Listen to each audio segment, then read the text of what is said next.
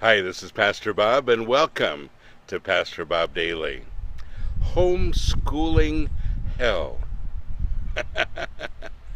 That's what somebody called their situation. They're homeschooled, they hate it, and they feel trapped. Let's talk about that for a minute. I'm personally a huge fan of homeschooling, and I know there are a whole lot of different ideas about schooling. And if you're listening to me in a different country besides the United States, homeschooling is illegal in most countries. But here in the United States, there's a lot of people that homeschool, and they do it for a reason. They feel like the education in our school system isn't exactly what they'd like their son or daughter to receive, and so they keep them home and they school them there. And many people go to a homeschooling group where a lot of homeschoolers get together and they have specialized instructions for those classes that maybe the parents aren't so equipped to handle and to help with, so they can get some extra help. And it's an interesting phenomena because generally homeschoolers score a lot higher in their final exams as they finish school than people in traditional schools do. So, there's a lot of controversy out there, but this particular person called it homeschooling hell.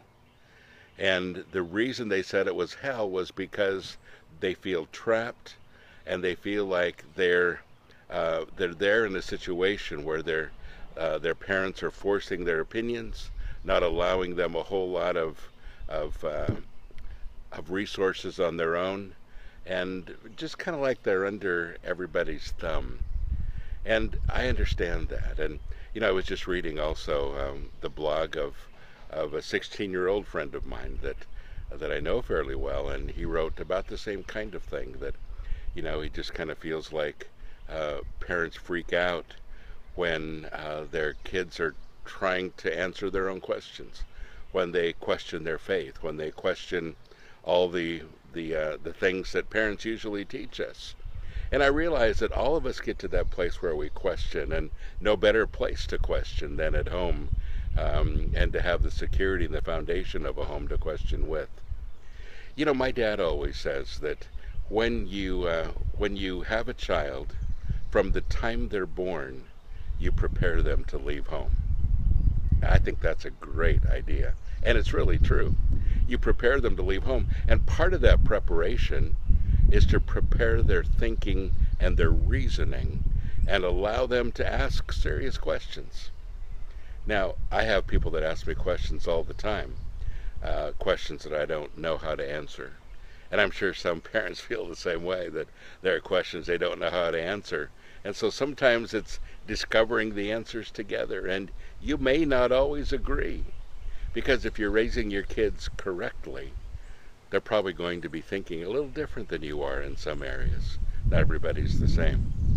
But the greatest thing that we can do for our families and parents, the greatest thing you can do for your kids, is to raise them as free thinkers.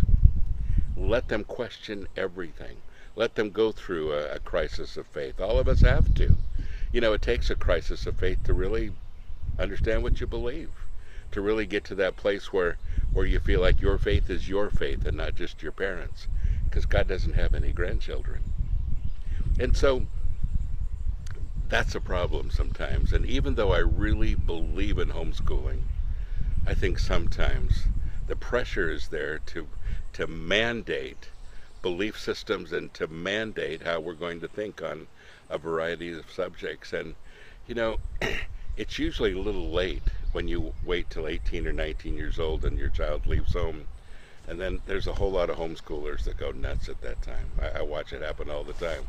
They kind of go crazy because for so many years they've had this thing forced on them, and now they're free, and they just kind of experience things they probably shouldn't. They could have worked out at home if they would have been allowed to.